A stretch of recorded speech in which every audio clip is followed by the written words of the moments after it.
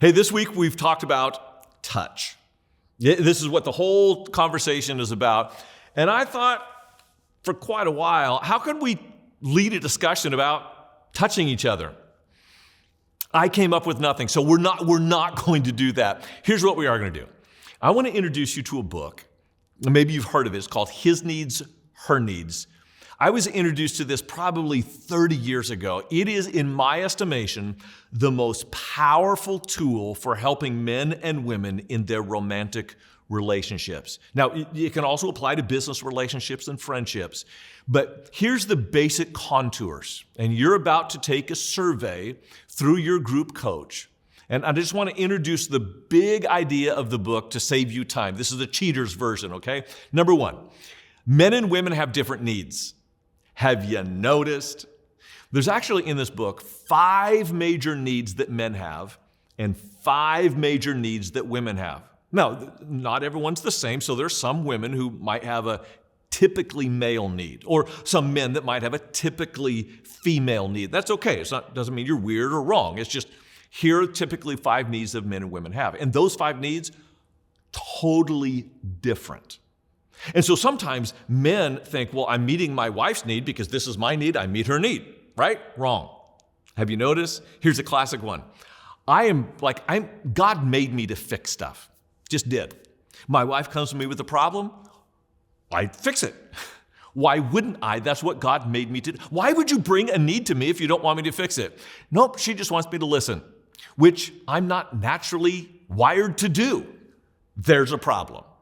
Knowing each other's needs. Here's the second thing you need to know about his needs, her needs. When you do meet the other's needs, you empower them to meet your needs. Listen, when my needs are met, I'm much more naturally inclined to romance. I'm much more naturally inclined to listen to my wife. I'm much more naturally inclined to quality time, which my wife loves. When you meet your spouse's need, you empower them to meet your needs. So our needs wind up actually being cyclical. You're either going to be spiraling up, building each other up cyclically, or you're going to be spiraling down. You will never stay stagnant.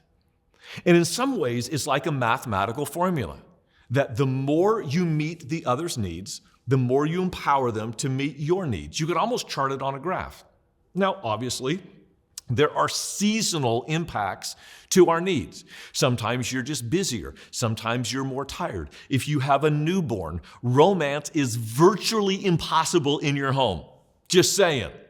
So we have to recognize the cycles that we're in, but the basic math stays the same. The more you meet the other's needs, the more you empower them to meet your needs. Hey man, I just want to talk to you straight for just a second. Now, I want to give you a challenge. Years ago, there were these big men's meetings, and one of the founders said something that has really struck with me. You can argue whether it's true, but I'm going to believe it is. That my wife's face is a canvas, and I get to paint it. Now, when you get older, your spouse's face will have lines. Just will. It happens. But you get to determine the direction of the lines. Whether the crow's feet around her eyes are from smiling or from grimacing, that's on you. Now look, I realize you can't change another person and you're not responsible for the other person's happiness, but the more you meet your wife's needs, the more you will use the canvas to achieve what she needs. That will ultimately be what you need as well. So I just want to challenge you men. It starts with you. Don't wait for her to initiate. You find out what her needs are and be the spiritual leader of your family. You take the first step, and if need be, the second, third, fourth, and fifth step as well. That's my challenge to you men. Here's the last thing I want to say. Our needs will change over time. Some of it is the cycle of life. Some of it is biology of aging. Some of it is just the challenges that we face. And in my experience, your greatest felt need is often your most unmet need. So where your love tank is a little low, that's where you're going to lean in and say, well, this is my greatest need. Good marriages have open communication about what we really need. Ladies, it is not fair for you to assume that your husband knows what you need. It's not fair.